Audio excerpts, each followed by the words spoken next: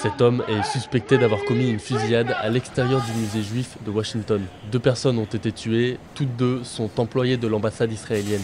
What I do know is that the horrific incident is going to frighten a lot of people in our city and in our country.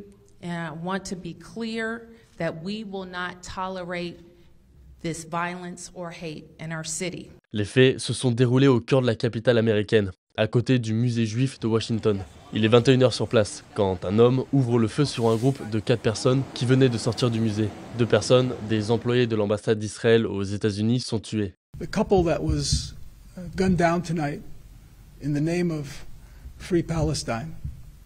It's a young couple about to be engaged. The young man purchased a ring this week with the intention of proposing to his girlfriend next week in Jerusalem. Prior to the shooting, the suspect was observed pacing back and forth outside of the museum. After the shooting, the suspect then entered the museum and was detained by event security. Once in handcuffs, the suspect identified where he discarded the weapon, and that weapon has been recovered, and he implied that he committed the offense. Le suspect de la fusillade s'appelle Elias Rodriguez, 30 ans, et originaire de Chicago au nord du pays. Sur ces images, on le voit interpellé par les forces de l'ordre en train d'appeler à la libération de la Palestine.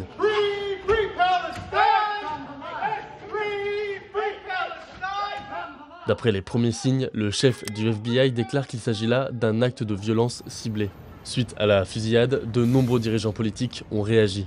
Ces horribles meurtres à Washington, évidemment motivés par l'antisémitisme, doivent cesser maintenant. L'Amérique et Israël resteront unis pour défendre nos peuples et nos valeurs communes. Le terrorisme et la haine ne nous briseront pas. Le meurtre de 2 membres de l'ambassade d'Israël est un acte odieux de barbarie antisémite. Rien ne peut justifier une telle violence. The people of Israel are resilient people, and the people of the United States of America are resilient people.